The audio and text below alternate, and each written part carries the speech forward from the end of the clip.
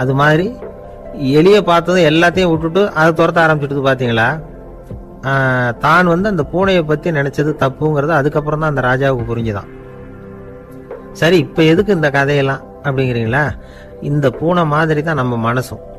மனசை எவ்வளவுதான் பயிற்சி கொடுத்து பக்குவமா வச்சிருந்தாலும் பார்க்கறதுக்கு பரமசாது மாதிரி தான் இருக்கும். பார்க்க வேண்டியதை பார்த்துட்டுதுன்னா பாஞ்சிரும். இந்த பூனை மாதிரி புலன் இன்ப பொருள்கள் கிட்டாத வரைக்கும் மனம் அடங்கி இருக்கிறது மாதிரி தான் தெரியும். கொஞ்சம் வாய்ப்பு கிடைச்சாலும் அது குதிக்க ஆரம்பிச்சிரும், தப்பு பண்ண ஆரம்பிச்சிரும். பெரிய பெரிய முனிவர்கள் வாழ்க்கையில நடந்த வீழ்ச்சி இதை தான் நிரூபிக்குது. புலன்களின் ஆற்றல் அதிகம், அதனால மனக்கட்டுப்பாடு பயிற்சிகள்ல ரொம்ப எச்சரிக்கையா இருக்கணுங்கிறார் சுவாமி சிவானந்தர். மது பழக்கத்தையே விட்டுட்டேன்னு உறுதியா இருப்பான். கடை கண்ணுல பட்டுட்டுதுன்னா காலை அவனை கேட்காமலே இழுத்துக்கிட்டு உள்ள போயிடும். இதுதான் மனசுங்கிறது. அதுதான் அந்த ராஜா வளர்த்த பூனை. நம்மால் ஒருத்தன் அந்த ராஜா பூனை தலையில விளக்க வச்சது மாதிரி இவன் தன்னுடைய தலையிலேயே ஒரு விளக்க ஏற்றி வச்சுக்கிட்டு என்னத்தையும் தேட ஆரம்பிச்சான். தேடிட்டு இருக்கிறான். தலையை ஆட்டாம நிதானமா நடந்து ரொம்ப நேரமா தேடிட்டு இருக்கிறான். அந்த சமயம் அங்க ஒருத்தர் என்னத்தை தேடுறீங்கன்னு கேட்டார். அதுதான் மறந்து போச்சு அப்படின்னு இழுத்தான். சரி, கொஞ்சம் இப்படி உட்காருங்க, ஞாபகம் வந்ததும் தேட ஆரம்பிக்கலாம் அப்படின்னாரு அவரு. கொஞ்ச நேரம் உட்காந்து யோசிச்சான். அப்புறம் திடீர்னு எழுந்திருச்சான். ஞாபகம் வந்துட்டுதுன்னா. என்னன்னு கேட்டார். எங்க வீட்டுல இருந்த விளக்க எங்க வச்சேன்னு தெரியல, அதைதான் தேடிட்டு இருக்கிறேன், ஏத்தி வைக்கலாம்னு பாக்குறேன் அப்படின்னா.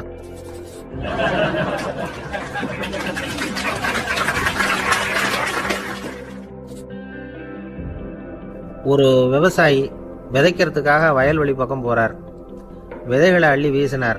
அப்ப என்ன ஆச்சுன்னா, சில விதைகள் பாதை ஓரத்துல விழுந்தது. சில விதைகள் முள் செடிகள் மண்டி இருந்த புதருக்கு இடையில விழுந்தது. சில விதைகள் நல்ல நிலத்துல விழுந்தது. பாதை ஓரத்துல விழுந்த விதை என்ன ஆச்சுன்னா, அதெல்லாம் பறவைகள் கண்ணில் போட்டுட்டுது. உடனே உட்காந்து கொத்தி தின்னுட்டு போட்டுது. அதிகமா மண் இல்லாத பாறை பகுதியில் விழுந்த விதையெல்லாம் லேசா வேர் விட்டு முளைக்க ஆரம்பிச்சுது. அதுக்கப்புறம் வேறு கீழேயும் ஆழமா போக முடியல, மேலேயும் சூரிய வெப்பம் அதிகம் தாங்க முடியல, எல்லாம் காஞ்சி கருகி போட்டுது. புதர் பகுதியில் சில விதைகள் விழுந்தது இல்லையா, முள் செடிகள் காடா மண்டி போயிருந்தது. அதனால முளைச்சி வர்ற செடிக்கு நெருக்கடி அதிகமாக போட்டுது, சரியா வளர முடியல, விளைச்சலும் சரியா இல்லை. நல்ல நிலத்துல விழுந்த விதைகள் மட்டும் நல்லா முளைச்சிது, நல்லா வளர்ந்தது, விளைச்சலும் பிரமாதமா இருந்தது. இந்த கதையை சொல்லிவிட்டு கேட்க செவியுள்ளோர் கேட்கட்டும் அப்படிங்கிறார் இயேசு பெருமான். ஆமா, இயேசு கடலில் நின்ற படகு ஒண்ணுல உட்கார்ந்துருக்கிறார். கடற்கரையில ஏராளமான மக்கள் உட்கார்ந்துருக்கிறாங்க. அந்த சமயத்துல தான் இயேசு ஓமைகள் மூலமா மக்களுக்கு பல உண்மைகளை சொல்லிட்டு இருக்கிறார். மக்கள் அந்த கதையை கேட்டுட்டு ஒன்றும் புரியாம முழிக்கிறாங்க.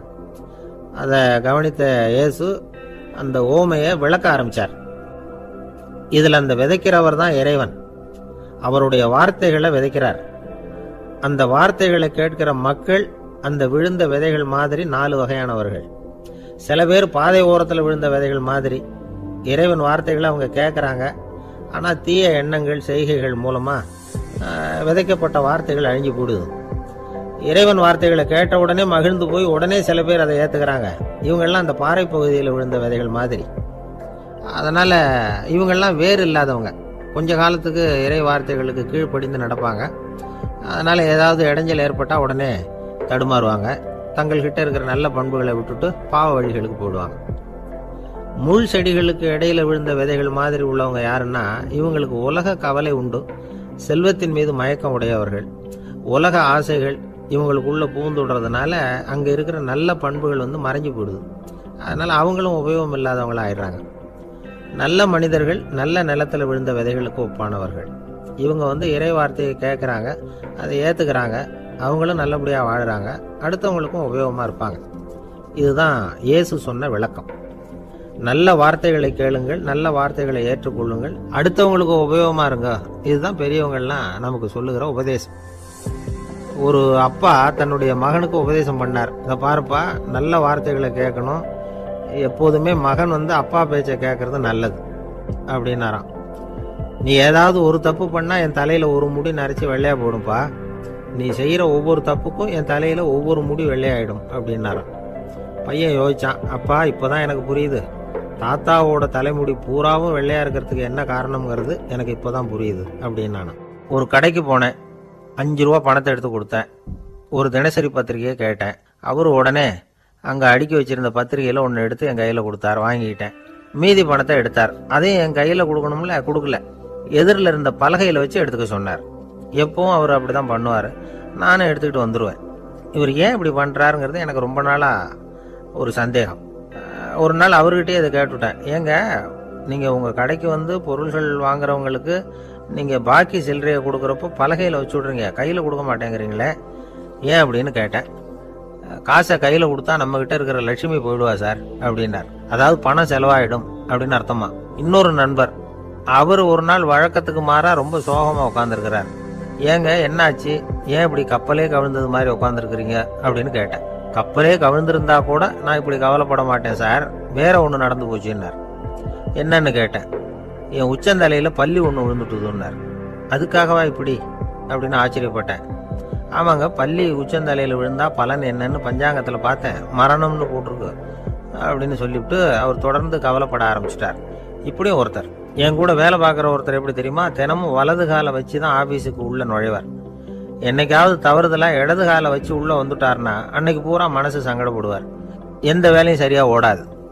கேரம் போர்டு ஆடுற ஒருத்தர் எப்ப ஆட உட்கார்ந்தாலும் ஸ்ட்ரைக்கரை கை தவறி கீழே விழற மாதிரி பண்ணி அதுக்கப்புறம் அதை எடுத்துக்கிட்டு ஆட உட்காருவார். ஏன்னா எப்போ ஒரு தடவை நிஜமாவே அது வந்து கை தவறி கீழே விழுந்திருக்குது. அன்னைக்கு பிரமாதமா ஜெயிச்சுட்டார். உடனே ஒரு முடிவுக்கு வந்துட்டார், கை தவறுனா லாபம் அப்படின்னு. அதுக்கப்புறம் அதையே பழக்கமாக்கிக்கிட்டார். பூனை குறுக்க போனா சகனம் சரியில்லைன்னு நினைக்கிறவங்க உண்டு. ஆனா ஒருத்தர் எப்படி தெரியுமா, அவர் வெளியில கிளம்புற சமயம் பக்கத்து வீட்டு ரேடியோவில் மியாவ் மியாவ் பூனை குட்டின்னு பாட்டு சத்தம் கேட்டா கூட போதும், சகனம் சரியில்லைன்னு பிரயாணத்தை கேன்சல் பண்ணிவிடுவார். இப்ப இவ்வளவு எதுக்கு சொல்றோம்னா, அளவுக்கு மீறின சகுன நம்பிக்கைகள் இருக்கு பாருங்க, இதோட பயமும் சேர்ந்துகிட்டதுன்னு வச்சுக்கோங்க, இது ஒருத்தருடைய மனநிலையை பாதிச்சிடும். இது வந்து உளவியல் நிபுணர்கள் சொல்ற கருத்து. வாழ்க்கையே தடுமாற வச்சிரும். பாதுகாப்பு இல்லாத உணர்வு, ஒரு விதமான டிப்ரெஷன் மனநிலை, இதெல்லாம் தான் இதுக்கு காரணமா அமையலாம். சில பேர் காய்கறி நறுக்க கத்திய கையில் எடுத்தா கூட நேரம் சரியா இருக்கா அப்படின்னு பார்த்துட்டு தான் வேலையை ஆரம்பிக்கிறது வழக்கம். அறிவு தான் மனசுக்கு வாத்தியாரா இருக்கணும், அப்பதான் வாழ்க்கை வந்து நிம்மதியா இருக்கும். அறிவு வந்து மனசு சொல்றபடியெல்லாம் கேட்க ஆரம்பிச்சுட்டுதுன்னா இடைஞ்சல் தான். ஒருத்தருக்கு 7ஆம் நம்பர் தான் ராசியான நம்பரான். 7ஆம் தேதி தான் எந்த காரியத்தையும் ஆரம்பிப்பாராம். 7 எழுத்து வர்றது மாதிரி பேரை மாற்றி வச்சுக்கிட்டார். 7 மணிக்கு தான் தினமும் எழுந்திருப்பார். 7ஆம் நம்பர் வீட்டில் தான் குடியிருக்கார். கல்யாணம் கூட 7ஆம் தேதி தான் பண்ணிக்கிட்டார். அவர் ஒரு நாள் குதிரை பந்தயத்துக்கு போனாராம். குதிரையோட பேரையெல்லாம் பார்த்தார். ஒரு குதிரையோட பேர் 7 எழுத்துல அமைஞ்சிருந்தது. 7 தானே இவருக்கு அதிர்ஷ்ட நம்பர். அதனால உடனே அது பேர்ல பணத்தை கட்டினார். பந்தயம் நடந்தது. என்ன சார் ஆச்சுன்னு கேட்டாங்க. நான் பணம் கட்டின அந்த என்னோட குதிரை 7ஆவதா வந்து சேர்ந்தது சார் அப்படின்னாராம் சோகமா.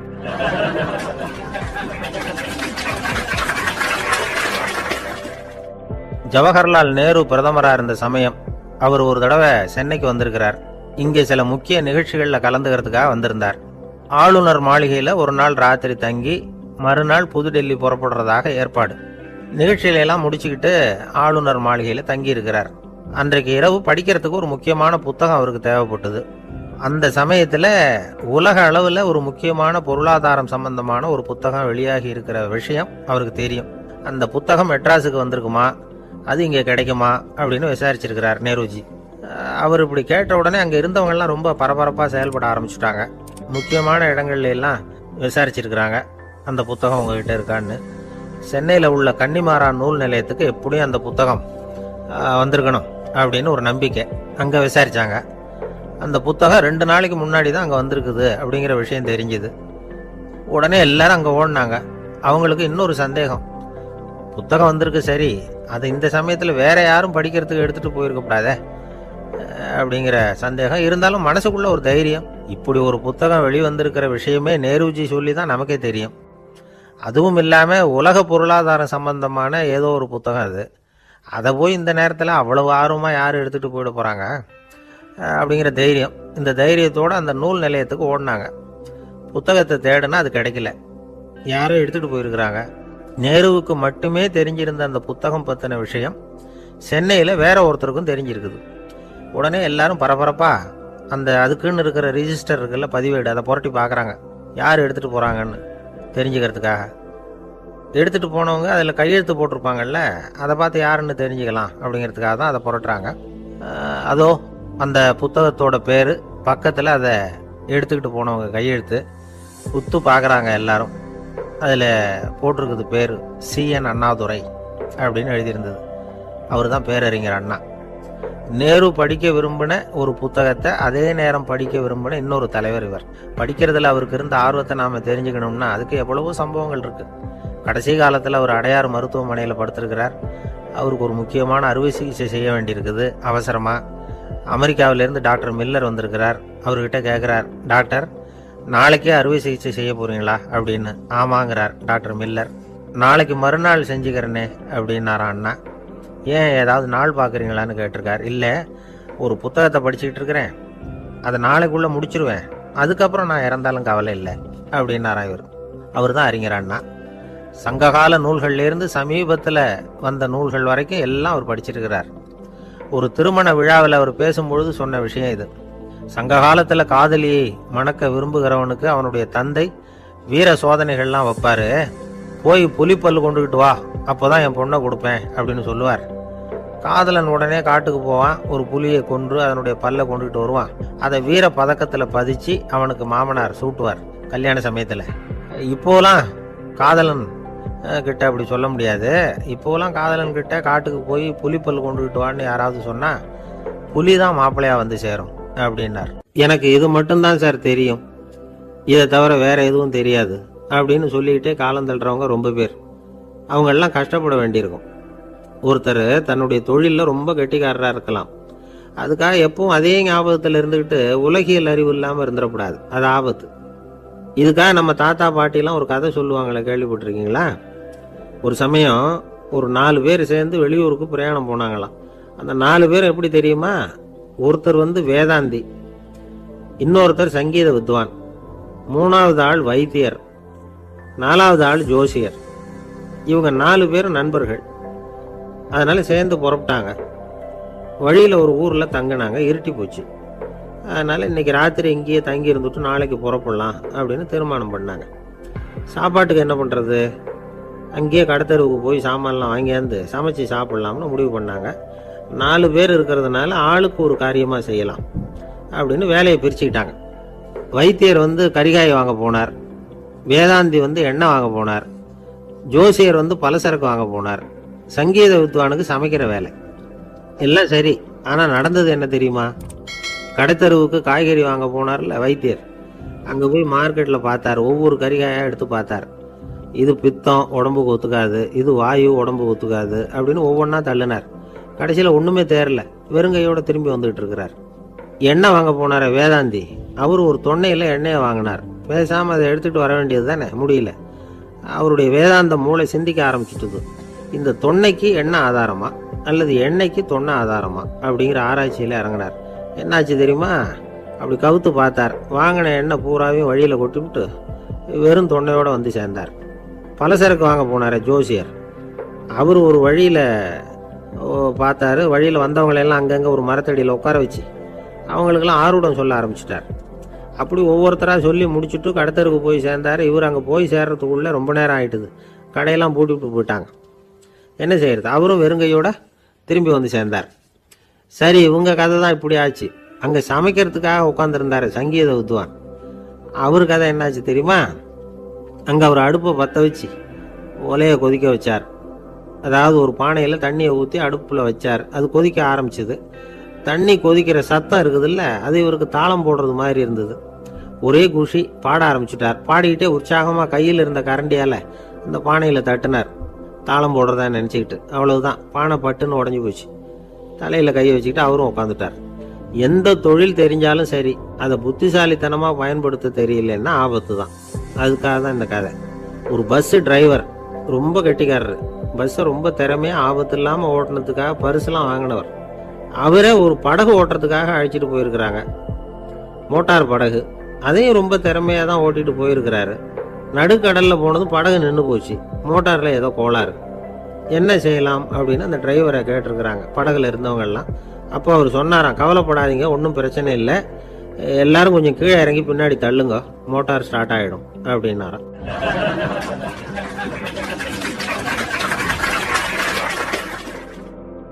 இமயமலை அடிவாரத்தில் ஒரு மடம்.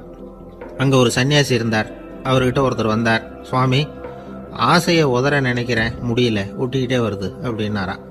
இப்படி உட்கார ஒரு கதை சொல்கிறேன் அப்படின்னு சொல்லி அவர் சொல்ல ஆரம்பித்தாராம். அவர் சொன்ன கதை என்னன்னா, ஒரு ஊரில் ஒரு ஆள் இருந்தான். அவன் பேர் குப்புசாமி. அவன்கிட்ட எப்பவும் ஒரு பழைய தொப்பி இருக்கும், விடவே மாட்டான். அதனால் அவனை எல்லாரும் தொப்பி சாமி அப்படின்னு தான் கூப்பிடுறது வழக்கம். ஒரு புது தொப்பி வாங்கிக்கப்படாதாப்பா அப்படின்னு நண்பர்கள்லாம் சொல்லி பார்த்தாங்க. பணத்துக்கு எங்கே போவேன் அப்படின்னு விட்டானா. பணம் வச்சிருக்கான், செலவு பண்ண மனசு வரல, மகா கஞ்சன். பழைய பாட்டில்கள்லாம் வாங்கி விற்றுக்கிட்டு இருந்தான். அப்படி ஒரு தடவை பழைய கண்ணாடி சாமான்களை ஏலத்தில் எடுத்தப்போ அதில் ஒரு அருமையான சென்ட் பாட்டில் கிடச்சிது. உடனே ஒரு ஐடியா பண்ணான். அந்த சென்ட்டை சின்ன சின்ன பாட்டில்களில் அடைச்சி ஜன்னல் ஓரமாக அடுக்கி வச்சுட்டான். அதை விற்றா நிறைய பணம் கிடைக்குமே, அதனால். இதுக்கு இடையில் ஒரு நாள் அவன் அப்படியே உட்காந்துருந்தான். அந்த நேரம் நண்பன் வந்தான். ஏண்டா உன் பழைய தொப்பியை மாற்றப்படாதா, ஊரில் எல்லாரும் கேலி பேசுகிறாங்களே ஒன்று தொப்பி சாமின்னு அப்படின்னு சொல்லி கேட்டிருக்கான். இந்த சென்ட்டு பாட்டில் விற்றதும் பணம் வரும், அதுக்கப்புறம் பார்க்கலாம் அப்படின்னு நானா இவன். சரி வா, நீச்சல் குளத்துக்கு போயிட்டு வருவோம் அப்படின்னு கூப்பிட்ருக்கான் நண்பன். 2 பேரும் போனாங்க. அதே நேரம் அந்த ஊர் நீதிபதியும் அங்கே குளிக்க வந்தாராம். அவர்கிட்ட இருந்தது விலை வசந்த ஒரு புது தொப்பி. அதை அங்கே இருந்த ஸ்டாண்டில் மாட்டிவிட்டு குளிக்க போனார். இதுக்கிடையில் குப்புசாமி குளிச்சுட்டு வந்தான். அவனுடைய பழைய தொப்பியை காணலை. அந்த புது தொப்பியை பார்த்தா இது நண்பனுடைய வேலை தான் அப்படிங்கிறதாக புரிஞ்சுக்கிட்டு அதை எடுத்து மாட்டிட்டு வந்துட்டான்.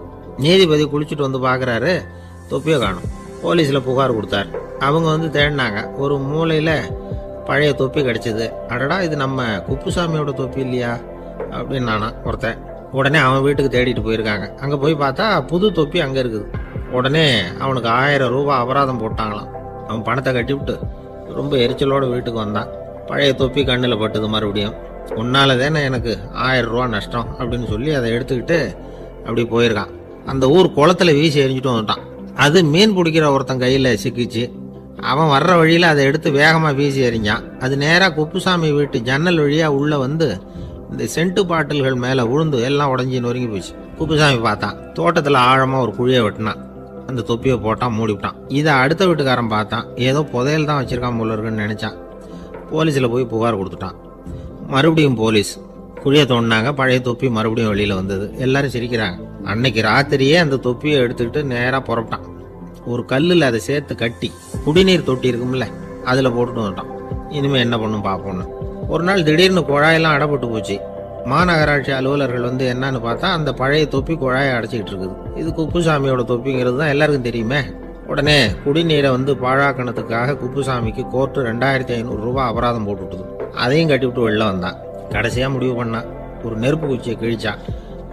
தொப்பியை கொளுத்தினான். எரிஞ்சது. எடுத்து வெளில எரிஞ்சான்.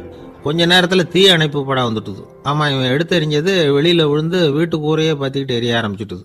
அவனோட பணத்தாசையும் அதோட சேர்ந்து எரிஞ்சு போச்சான். இப்படி ஒரு கதை. இந்த கதையை சொல்லி முடிச்சார் அந்த இமயமலை அடிவாரத்தில் இருந்த சன்னியாசி. இப்போ அந்த குப்புசாமி எங்கே இருக்கிறான்னு கேட்டார் எதிரில் இருந்தவர். இதோ உன் எதிரிலே இருக்கிறான், நான் தான் அந்த குப்புசாமி அப்படின்னாரான் அந்த சன்னியாசி. அந்த குப்புசாமி கிட்ட இருந்தது மாதிரி ஒரு பழைய தொப்பி நம்ம ஒவ்வொருத்தர்கிட்டையும் உண்டு. அதை எப்படி தொலைக்கிறதுன்னு தெரியாமல் தடுமாறிக்கிட்டு இருக்கிறோம். அது என்ன தொப்பிங்கிறீங்களா? அதுதான் நம்மை சூழ்ந்திருக்கிற மாயை அப்படிங்கிறார் சுவாமி சின்மயானந்தர். மெய்ஞானம் கிடைக்கிறப்போ மாயை எரிஞ்சு போகும் அப்படிங்கிறது அவருடைய கருத்து. வாழ்க்கையில் சில சந்தர்ப்பங்களில் நாம் சில அவமானங்களை சந்திச்சே தீர வேண்டியிருக்கு. என்ன பண்ணுறது, காலம் அப்படி. அவமானப்படுறவங்க உடனே அடங்கி போடுறது தான் உலக வழக்கம். அவமானப்பட்டால் உடனே சீறி எழறவங்களும் உண்டு. ஆனால் அதையே ஒரு சவாலாக எடுத்துக்கிட்டு முன்னுக்கு வர்றவங்களும் சில பேர் இருக்கிறாங்க. அவங்க ரொம்ப அபூர்வம். இன்னைக்கு மனோதத்துவ நிபுணர்கள்லாம் என்ன சொல்கிறாங்க தெரியுமா? அவமானப்பட்டுட்டா உடனே அடங்கி போயிடக்கூடாதான். அதையே ஒரு சவாலாக எடுத்துக்கிட்டு மனசில் ஒரு வைராக்கியத்தோட முயற்சி பண்ணினா வாழ்க்கையில் எல்லாரும் முன்னேறலாம். அவமானம்ங்கிறத நாம் வைராக்கியமாக மாற்றிக்கணும். அதுதான் வெற்றிக்கு வழி. ராமர் இந்த பூமியில் பிறந்ததே ஒரு வைராக்கியத்தினால தான் சார் அப்படின்னார் ஒருத்தர். எப்படிங்க அது அப்படின்னு கேட்டேன். அவர் சொன்னார், தசரதருக்கு ராமர் குழந்தையா பிறக்கணும், அப்போ தான் இங்கே இருக்கிற கஷ்டங்கள்லாம் நீங்கும் அப்படின்னு சர்வ லோகமும் எதிர்பார்த்துக்கிட்டு இருக்குது. ஆனால் அவர் எப்போ பிறப்பார் அப்படின்னு யாருக்கும் தெரியல. அந்த காரியம் சீக்கிரம் நடக்கணுமே, அதுக்கு என்ன பண்ணுறது? நாரதர் வந்தார் ஒரு நாள் தசரதரை தேடி. தசரதா, உனக்கு ஒரு செய்தி தெரியுமான்னு ஆரம்பித்தார். அவர் எப்பவும் இப்படித்தானே ஆரம்பிக்கிறது வழக்கம். என்ன விஷயம்னு கேட்டார் தசரதர். தசரதா, நீ அடிக்கடி உன்னோட தேரில் ஏறிக்கிட்டு தேவலோகத்துக்கு போகிற, அங்கே போகிற வர்ற எல்லாம் பண்ணிகிட்டு இருக்க. எல்லாம் சரி, தேவலோகத்திலையும் உன்னை நல்லபடியாக தான் வரவேற்கிறாங்க. தேவேந்திரன் உன்னை பிரியமாக அழைச்சிட்டு போய் தன்னுடைய அரியாசனத்திலேயே தனக்கு பக்கத்திலேயே உட்கார வைக்கிறான். நீயும் சந்தோஷமாக உட்காந்து பேசிவிட்டு வந்துடுற. ஆனால் நீ இங்கே வந்ததுக்கு அப்புறம் அங்கே என்ன நடக்குது தெரியுமா உனக்கு அப்படின்னாரான் நாரதர். என்ன நடக்குது எனக்கு ஒன்றும் தெரியலையே அப்படின்னாரான் தசரதர். நாரதர்கிட்ட வந்து கிட்டத்தில் வந்து கேட்டிருக்கார், கொஞ்சம் சொல்லுங்கள் என்னது அப்படின்னு. அவர் நெருங்கி வந்தாரான் நாரதரும். மெதுவாக அவர் காதோட காதாக சொன்னாராம். அதாவது நம்ம பாஷையில் சொல்லப்போனால் பற்ற வைக்கிறார். நீ அங்கே தேவேந்திரங்கிட்ட உட்காந்து பேசிவிட்டு வந்த பிறகு நீ அங்கே உட்காந்துருந்த அரியாசனத்தை தண்ணி ஊற்றி கழுவி சுத்தப்படுத்துகிறாங்க. நீ என்ன அந்த அளவுக்கு சுத்தம் இல்லாத ஆளா, தினம் குளிக்காமையா இருக்கிற அப்படின்னாராம். தசரதருக்கு இது ரொம்ப அவமானமாக போயிட்டுது.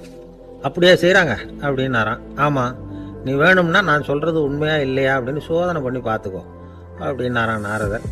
உடனே தசரதர் இதுக்காகவே புறப்பட்டு தேவலோகம் போனார். அங்கே வழக்கம் போலவே இவரை கூப்பிட்டு உட்கார வச்சு பேசிக்கிட்டு இருந்தான் தேவேந்திரன். கொஞ்ச நேரம் பேசிக்கிட்டு இருந்துட்டு சரி நான் கிளம்புறேன்னு புறப்பட்டார். சரி, அவனும் வாசல் வரைக்கும் வந்து வழி அனுப்பி வச்சுட்டு உள்ளே போயிட்டான். தசரதர் வெளியில் கொஞ்ச நேரம் மறைஞ்சி இருந்துட்டு மெதுவாக உள்ளே எட்டி பார்த்தார் என்ன நடக்குதுன்னு. நாரதர் சொன்னது உண்மைதான். தசரதர் உட்கார்ந்துருந்த ஆசனத்தை அங்கே 2 தேவர்கள் கழுவி சுத்தப்படுத்திக்கிட்டு இருக்கிறாங்க. தசரதரால் இதை தாங்கிக்க முடியல. அவருக்கு ரொம்ப அவமானமாக போச்சு. நேராக கிடுகிடுன்னு தேவேந்திரங்கிட்டே போனார். நான் உட்காந்துருந்த இருக்கையை சுத்தம் பண்ணுறியே, நான் என்ன அந்த அளவுக்கு பாவியா அப்படின்னு கேட்டார். ரொம்ப கோபமாக கேட்டார். தசரதரே, மனுஷனுக்கு 3 கடன்கள் உண்டு. தேவ கடன், ரிஷி கடன், பித்ரு கடன். இதை தீர்க்காதவன் பாவியாகிறான். இதில் மகனை பெறுவதால் தான் பித்ரு கடன் தீரும். உனக்கு மகன் கிடையாது, அதனால நீ பாவியாகிற. பாவி உட்கார்ந்துருந்த இடம்ங்கிறதுனால அதை சுத்தம் செய்ய வேண்டியது எங்கள் கடமை அப்படின்னு நானும் தேவேந்திரன். இந்த இடத்துல தசரதருக்கு ஏற்பட்ட அவமானம் ஒரு வைராக்கியமாக மாறிச்சு. தேவேந்திரனே கேட்டுக்கோ, ஒரு மகனை பெற்ற பிறகுதான் இந்த சபையில் மறுபடியும் அடி எடுத்து வைப்பேன் அப்படின்னு சொல்லிவிட்டு போயிட்டாரான். போய் புத்திர காமேஷ் யாகம் பண்ணார். புத்திரர்கள் பிறந்தார்கள். இந்த கதையில் உள்ள கருத்து என்னன்னா, தேவேந்திரன் தசரதரை அப்படி அவமானப்படுத்தலைன்னா அவருக்கு இப்படி ஒரு வைராக்கியம் பிறந்திருக்குமா யோசிச்சு பார்க்கணும். நமக்கு ஏற்படுகிற சில அவமானங்களையும் வைராக்கியமாக மாற்றிக்குவோம். அப்படி மாற்றிக்கிட்டோம்னா வாழ்க்கையில் வந்து முன்னேறலாம். நம்ம ஆளுங்க சில பேர் அவமானத்தை வந்து வைராக்கியமாக மாற்றிக்கிறது எப்படி தெரியுமா?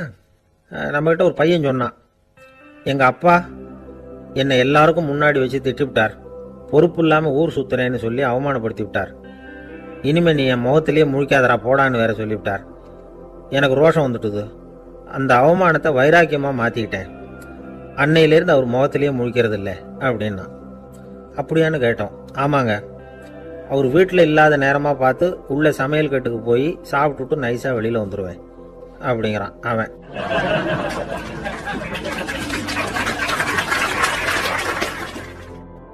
நம்மால் ஒருத்தர் வேகமாக ஓடி வந்தார். காலில் மாட்டியிருந்த பழைய செருப்பு 2 ஆவேசமாக தூக்கி ஒரு கிணத்துல போட்டுட்டு வெறுங்காலோட நடந்து வந்துகிட்டு இருக்கிறார். ஏன் அப்படி பண்ணீங்க அப்படின்னு கேட்டோம். அந்த செருப்புக்கு சொந்தக்காரன் வந்து பின்னாடி வந்துகிட்டு இருக்கிறான், அதனால அப்படி பண்ணேன் அப்படிங்கிறார் இவர்.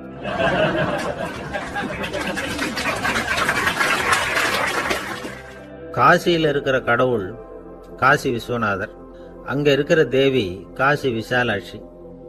இவங்க 2 பேரும் ஒரு நாள் பேசிக்கிட்டு இருந்தப்போ கடவுள் சொன்னார், இந்த மனிதர்களை நாம ரொம்பவும் நம்பிக்கையோட தான் படைச்சிருக்கிறோம். இருந்தாலும் அவங்களுக்கு தான் நம்பிக்கை இல்லை, எதுலேயும் ஒரு உண்மையான நம்பிக்கை இல்லாமல் வாழ்ந்துகிட்டு இருக்கிறாங்க அப்படின்னார். என்ன அப்படி சொல்றீங்க? அதை பாருங்க, எவ்வளவு பேர் காசியை தேடிட்டு வந்து கங்கையில் குளிச்சுக்கிட்டு இருக்கிறாங்க. அவங்கெல்லாம் நம்பிக்கை இல்லைன்னா இவ்வளவு தூரம் தேடிட்டு வந்து இங்கே குளிப்பாங்களா அப்படின்னு நாங்கள் தேவி. சரி, அதை சோதிச்சு பார்க்கலாம் அப்படின்னு 2 பேரும் முடிவு பண்ணிக்கிட்டாங்க. உடனே ஒரு திட்டம் போட்டாங்க. அது எப்படின்னா, நாம் 2 பேருமே பக்தர்கள் மாதிரி உருவத்தை மாற்றிக்கிட்டு கங்கை கரைக்கு போக வேண்டியது. நான் வந்து கங்கையில் இறங்கி குளிக்கிறேன். கொஞ்ச நேரத்தில் சுழலில் மாட்டிக்கிட்டது மாதிரி நடிக்கிறேன். நீ உடனே கரையிலிருந்து சத்தம் போடும், என்னோட வீட்டுக்காரரை யாராவது காப்பாற்றுங்களேன்னு சத்தம் போடும். அதோட இன்னொன்று சொல்லு, யாராவது ஒரு புண்ணிய ஆத்மா அவர்கிட்ட போய் அவருடைய முடியை பிடிச்சி இழுக்கணும். அப்படி ஒரு சாபம் இருக்குது எங்களுக்கு. புண்ணிய ஆத்மா, அதாவது எந்த பாவமும் செய்யாத இல்லாத ஒருத்தர் தான் அவரை காப்பாற்ற முடியும். அப்படிப்பட்டவங்க யாராவது வெள்ளத்தில் குதிச்சு என்னுடைய கணவரை காப்பாற்றுங்கோ அப்படின்னு நீ சத்தம் போடு, கூச்சல் போடும், என்ன நடக்குதுன்னு பார்க்கலாம் அப்படின்னார் கடவுள். சரின்னு சொல்லி 2 பேருமா சாதாரண பக்தர்கள் மாதிரி கங்கை கரைக்கு வந்து சேர்ந்தாங்க. அவர் இறங்கி குளிச்சார். திட்டம் போட்டது மாதிரியே சுழலில் மாட்டிக்கிட்டது மாதிரி கத்துனார். கரையில் இருந்த அந்த அம்மா, ஐயோ என் கணவரை காப்பாற்றுங்களேன், யாராவது காப்பாற்றுங்களேன்னு கத்துனாங்க. பல பேர் ஓடி வந்தாங்க. உடனே இவங்க, பாவம் இல்லாத புண்ணிய ஆத்மா ஒருத்தரால தான் என்னுடைய கணவர் காப்பாற்றப்படணுங்கிறது விதி, அப்படி ஒரு சாபம் இருக்கு, அதனால புண்ணிய ஆத்மா யாராவது அவர்கிட்ட போய் அவர் முடியை பிடிச்சி தூக்குனா அவரை காப்பாற்றி கொள்ளலாம் அப்படின்னாங்க. இவங்க இப்படி சொன்னதும் எல்லாரும் திகைச்சு போய் நின்றுட்டாங்க. ஒவ்வொருத்தருக்கும் அவங்க செஞ்ச பாவம்லாம் ஒவ்வொன்றா ஞாபகத்துக்கு வர ஆரம்பிச்சுட்டுது. சரி, இதுக்கு நாம லாயக்கு இல்லை அப்படின்னு சொல்லி ஒதுங்கி போக ஆரம்பிச்சிட்டாங்க எல்லாம். இந்த சமயத்தில் யாரோ ஒருத்தர் வேகமாக ஓடி வந்தார். ஆற்றுல குதிச்சார். அவர்கிட்ட போனார், முடியை பிடிச்சார், தூக்குனார், அவரை காப்பாற்றி கரைக்கு கொண்டுட்டு வந்துட்டார். அப்படி காப்பாற்றின அந்த ஆளை இவங்க 2 பேரும் தனியாக கூப்பிட்டுக்கிட்டு ஒரு மண்டபத்துக்கு வந்துட்டாங்க. வந்து விசாரிக்கிறாங்க. நீ யாருப்பா அப்படின்னு கேட்குறாங்க. ஏதும் தெரியாத மாதிரி. நான் இந்த ஊர் அன்ன சத்திரத்தில் வேலை செய்கிற ஒரு சமையல்காரன் அப்படிங்கிறார். நீ வந்து கங்கையில் குளிக்கிறது உண்டான்னு கேட்டிருக்காங்க. நான் இந்த ஊர்லேயே தான் இருக்கிறேன், இருந்தாலும் தினமும் கங்கையில் குளிக்கிறது இல்லை, எப்பாவது ஒரு நாள் அங்கே குளிப்பேன் அப்படின்னார். கங்கையில் மூழ்கி எழுந்திரிச்சா பாவம்லாம் தொலையும்னு சொல்கிறாங்க. அப்படி இருக்கிறப்போ அங்கே இன்னைக்கு கங்கையில் குளிச்சுக்கிட்டு இருக்கிறவங்கெல்லாம் தங்களை வந்து புண்ணிய ஆத்மாவா நினைக்கல. கங்கையில் குளிக்காத நீ உன்னை வந்து புண்ணிய ஆத்மாவா நினைச்சி என்னை காப்பாற்ற வந்திருக்கிற, அது எப்படி அப்படின்னு கேட்டார். அதுக்கு அந்த ஆள் சொல்கிறான், கங்கையில் குதிச்சதுக்கு அப்புறம் தானே உங்களை காப்பாற்ற போகிறோம், அப்படி குதிக்கும் பொழுது என்னுடைய பாவம்லாம் போயிருக்கும்ல, நான் புண்ணிய ஆத்மாவா ஆயிருப்பேனே, அதனால தான் துணிஞ்சு வந்து உங்களை காப்பாற்றினேன் அப்படின்னா. கடவுளும் தேவியும் அவனுக்கு வந்து காட்சி கொடுத்தாங்களாம். இப்படி ஒரு கதை உண்டு. அதாவது கங்கையில் குளிச்சுக்கிட்டு இருக்கிறவங்களுக்கே தங்களுடைய பாவம் போகுங்கிற நம்பிக்கை பரிபூர்ணமாக இல்லை. குளிக்காத ஒருத்தனுக்கு அந்த நம்பிக்கை இருந்தது. அதனால அவனால் கடவுளை பார்க்க முடிஞ்சது. கடவுளை வந்து நாமளும் பார்க்க முடியுமா முடியாதா அப்படிங்கிற குழப்பம்லாம் நமக்கு வேண்டியதில்லை. நம்பிக்கையோடு வாழணுங்கிற உண்மையை மட்டும் இந்த கதையிலேருந்து புரிஞ்சுக்கிட்டா போதும்.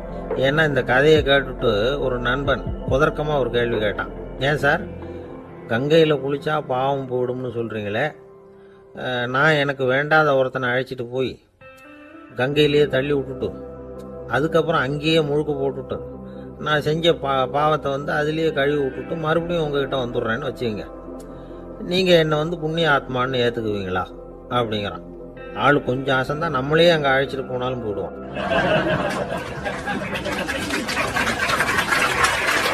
ஒரு ஊரில் ஒரு இளைஞன் இருந்தான். ஒரு நாள் அவன் ஒரு குருவை தேடிக்கிட்டு புறப்பட்டான். ஊரை விட்டு வெளியில் போனான். போகிற வழியில் ஒரு காடு. அந்த காட்டில் ஒரு மரத்தடியில் ஒரு பெரியவர் உட்காந்துருக்கிறார். அமைதியாக மௌனமாக அவர் அமர்ந்திருக்கிறார்.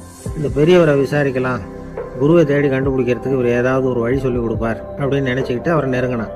ஐயா, எனக்கு ஒரு குரு தேவை, எங்கே கிடைப்பார், அவரை எப்படி அடையாளம் கண்டுபிடிக்கிறது, அதை பற்றி ஏதாவது விவரம் சொன்னீங்கன்னா நான் கண்டுபிடிச்சிக்குவேன் அப்படின்ட்டுருக்கான். பெரியவர் நிமிர்ந்து பார்த்தார். தம்பி, அது ரொம்ப சுலபம்.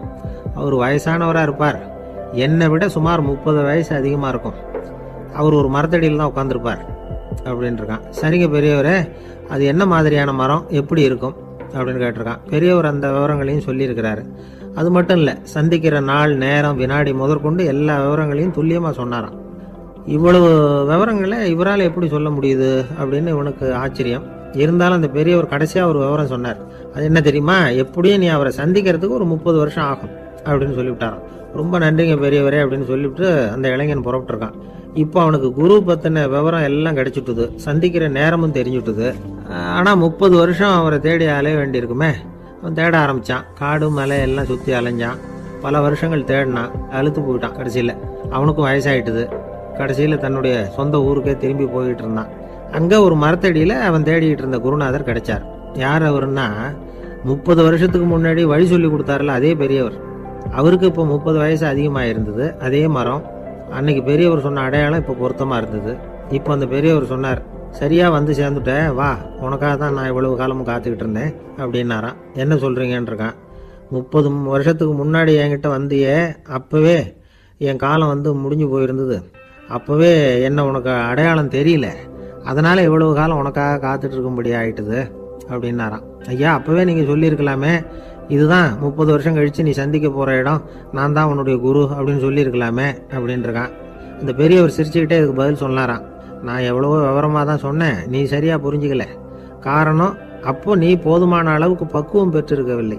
அதனால புரியும் சக்தி இல்லாமல் போயிட்டுது. அப்போ 30 ஆண்டு காலம் நீ அலைஞ்சு தெரிஞ்சிருக்கிற, அது காரணமா இப்போ உனக்கு அந்த பக்குவம் வந்துட்டுது.